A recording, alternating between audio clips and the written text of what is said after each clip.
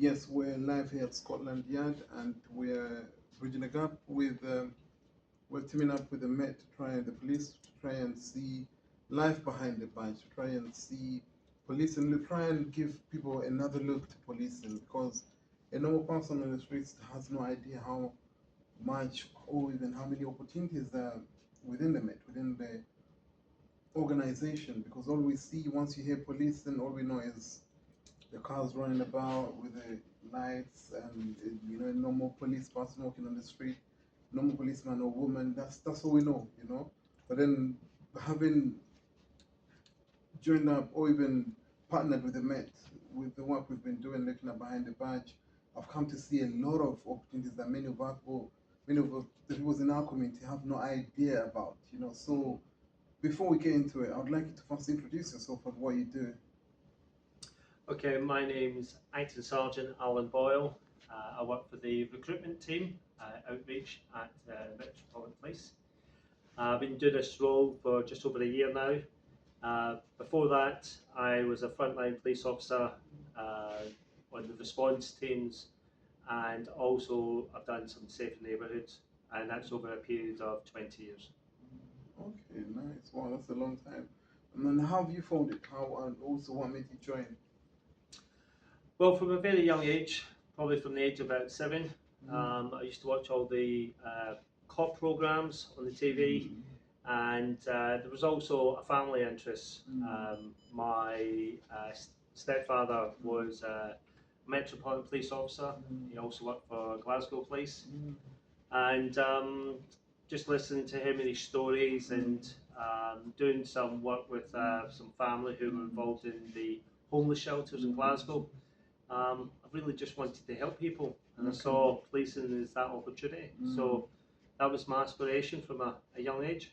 Okay, nice. Now I like the fact that you say now there's a different angle, because we have a lot of people that say that people that come from outside London cannot police in London. How have you found it? Have you policed in Glasgow? I haven't policed in You haven't Glasgow, policed in no. Glasgow? No, I haven't policed in Glasgow, Okay. but I've had other friends who have policed in Glasgow. Okay, what do you think the experience is like policing in Glasgow and also policing in London? I think we deal with the same sort of things, same environments. We deal with the same incidents of lots of domestic abuse, and like this time at the moment we've got the European Championships on, and generally we see when these championships on, we see a surge in domestic abuse, domestic violence. Well, because someone lost at football or something. No, well, it could be lost at football, but because there's the alcohol content, and that can affect people in different ways. And unfortunately, they take it out. It could be male on female or female on male. But there's a lot of children that are affected by this, and we need to get a lot of safeguarding. So whether this is in Scotland, England, or Wales, we deal with the same incidents day in, day out. So 100%, definitely. So yeah, coming back to policing, obviously, what are the opportunities within, or even actually, let's start with opportunities within. What are some of the opportunities within, and then we'll go on to how one could join. Okay, so the opportunities within, at the moment, we have a lot of police officer opportunities for either the police constable on the street or detective constables, and that, as it stands today, we're looking for 1,500 new officers, so 1,500 new officers. Our police staff, police community support officers, again, we're looking for 500 new police community support officers. So there's 2,000 jobs there, but on the back of that, we also have lots of civilian jobs, police staff roles, and that could be call handlers who take the 101 or the 999 calls. We also have people that deal with social media through our DMC teams. We are looking for forensic officers, drivers, recovery drivers, people that pick up vehicles, take them to the police pounds. We have administration roles. So we have it from a low level, well, not say a low level, but from a level of catering, administration, up to counter-terrorism, and these are civilian roles. And we have also seen police officers get themselves a background in certain of these these opportunities, and they've moved away from the police officer role into the civilian world. It's funny you say all these opportunities because a normal person on the streets would not know that all these roles are within the organization. You know, all we know is just police on the street, policeman or woman on the street. That's all we know. You know, so when you look at all these opportunities and you find, like I was saying earlier to someone today, you find a lot of people, like I have dealt with young people, I work with young people, and you find many of them are unemployed. Mm-hmm. Many of them are struggling to find work. But then they have what it takes to be part of the organization. They have something to offer to the organization because we say the police is this, the police is that, but then if you want change, you have to be part of that process, you know? Because if you want anything to change, you have to be, it has to start with you, you know? You have to be ready to be a part of the change, you know, because you can see, you'd know what to put, you know, especially if you've grown up in London, you know, you'd know what you expect of a police person within London, you know, and because there's a diverse community within London, so it would all, you know, we need to have a diverse police as well. Yeah, if I could answer that. Yeah, so we have 278 different nationalities across London, where there's over 300 different languages spoken. So with that together, that's a lot of barriers in itself. So we need people from all diverse backgrounds, people from all walks of life. They have something to bring that can make a difference. When we're dealing with interpreters to deal with some of our situations, because we don't speak the language or the culture, sometimes we go down a rabbit hole and we get it wrong. Whereas if we have colleagues from these backgrounds, speak these different languages, they'll resolve these matters within about 5 minutes, whereas it could be a lot longer for myself. So what I say is, these opportunities are out there, and we need people just to apply. As you said, with the retail sector, probably around about 21 to 29,000. We've got job opportunities as police officers. We're paying a salary of £36,775.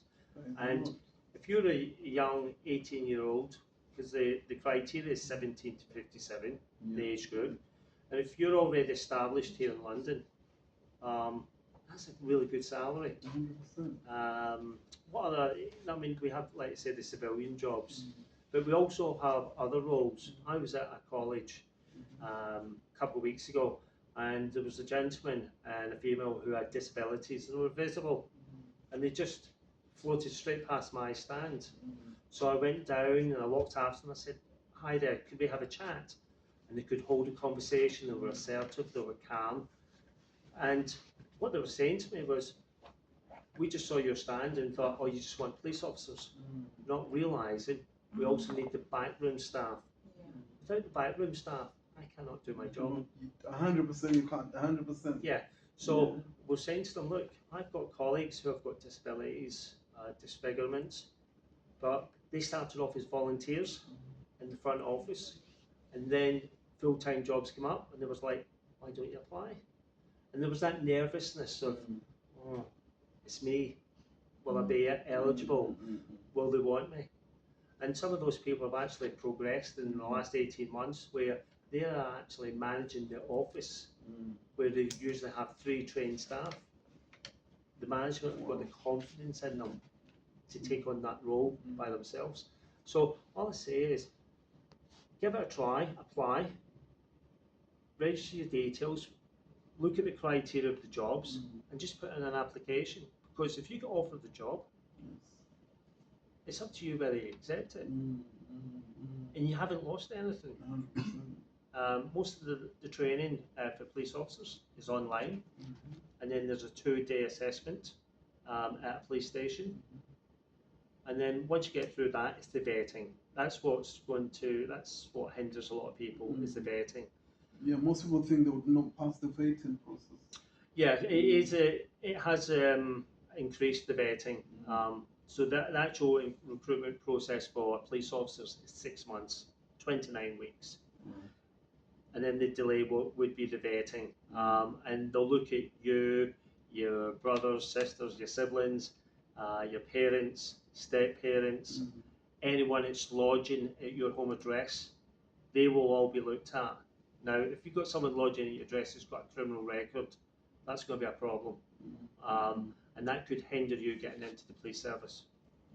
So some changes might need to be made. What kind of changes?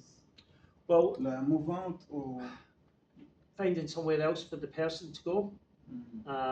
Because that, and being honest, when we've been looking at the process, that has caused problems. Anyone being involved in domestic violence, domestic abuse, again, that will cause problems. Now, if I have a relative that's a criminal, it could be a father, it could be a brother, sibling, or anything, Yeah. and they're, you know, on the wrong side of the law.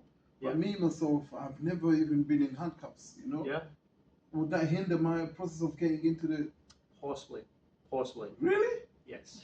Why? Why would that hinder? Because you might be influenced to go on the police national computer or other computer systems and share information. You might be doing it in an innocent way, but what you're doing is you're actually, someone's asked you to check something out, and now you're breaching the policy of the systems, and you could be influenced through that, either through financial terms or through some other measure, indirectly not realising it. So. Wow. So wow, that's hard, because if You could say, in terms of, it's unfair. That's what I was thinking. Yeah. What I'd say is you can appeal, you can put in a freedom of information and try and find out why you were let down in the vetting. But depending on that information, say for the individual that's staying with you, it could be a breach of their privacy. So what if they're not staying with me? If they're not staying with you, it could be that if you're associating with them, again, that could be an issue too.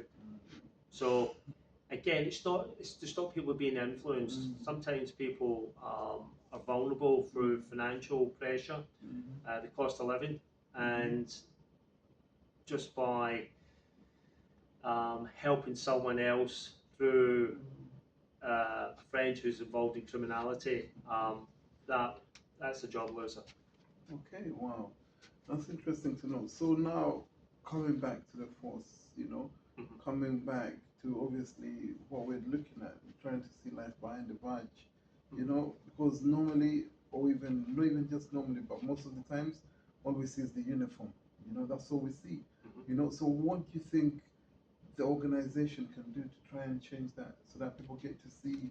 Because I know back in the days, like you said, you had a family member who was part of the police, and I'm sure back in the days, because you say dad, I'm sure they would have been way older than you. So in those generations, the policeman used to be part of, like you see a postman. Yes, That's like how the bean Bobby. like, exactly. You know what I mean? You know, so that's how the policeman or woman would be seen. But nowadays, things have changed. You know, so how can we go back to seeing you as part of the community, part of us? Yes.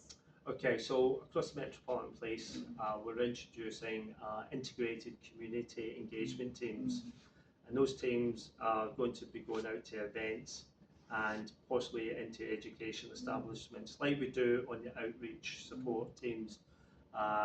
So this morning I went to school and with my Surrey counterparts, and we spoke with 10, 11 and 12-year-olds, and they came over to ask questions. If they weren't asking questions, we were talking to them about helping the community, helping each other, being respectful, and just breaking down little barriers. And through outreach, we go into schools, colleges, universities, and we have the difficult conversations, again, to break down the barriers. What I generally try to do is put the emphasis on the audience with a scenario that they're the police officer. Like stop and search is very contentious. So I put them through a scenario, and for 10 seconds or so, when I ask them to say about what's your decision, would you search the individual? Would you search the group? They're all quiet for about 10 seconds because now they're under the scrutiny of the other 40 people that's in the audience when they wonder why they've said yes or said no. And as I say to them, there's no right or wrong answer here. It's based on the grounds, the circumstances. But because they're now feeling the pressure of being the police officer, that's got them thinking. And like when we were at Friday night in New Scotland Yard, we had another audience similar, sharing the pathways. Why? Let's talk about courage, integrity, honesty. This is what it's about. And when we talk about these scenarios and then we flip it 180, 24 hours later, someone's been seriously hurt because did you do your job properly? This is when people start to panic and start to go off track. Rather than having the courage to stick with, this is what my grounds were, this is why I didn't search or why I did search, and I did my best job at that time. That's it. That's all you need to say. But when you start to lie and add things, that's when people lose their job. And it's more of an education when we do our insight sessions. We educate people about what's right and wrong. So, yeah. What's been your highlight for working while you've been working with the Met? What has been your highlights? What's that one thing you pick up? You're like, you know what, I'm proud, I'm serving. I think it was probably as a police officer in general. Every police officer, regardless of the role, we're a police officer day one and all the time. For me, it was probably safer neighbourhoods and outreach. Safer neighbourhoods, just getting out, meeting the community, solving problems. The community solve the problems. They bring the problem to us, but they actually solve it. But it's working with them together to fix the problems. I've done various places in the West, and I've had a lot of appreciation of seeing the rewards where people thank you for helping me, or listen, I got my family back by how you treated me that day. That was 5 years ago. I want to shake your hand. I can't remember what I did 5 years ago, but they can remember because how I treated them with respect, with courtesy, regardless of their background. They appreciated what I did for them. Even sometimes when I sent them to prison, what happened? They got educated in prison, they got their family back, and now they're living crime-free. So it's not a bad thing, but what they remember is how they were treated, and that is key. Outreach is giving me that advice to get out to schools, to colleges, universities, and again, have those conversations and discuss things. And again, not right or wrong, there is sometimes criticism, but I feel that I've made a huge difference in the last sort of 14 months in this role to get more people into the job and also from diverse backgrounds and say to them, look, policing is where we can help each other. Policing is on a day-to-day basis. Across the Metropolitan Police we get 10,000 calls average. That's a lot of calls. That's a lot of calls. It's a lot of calls for help.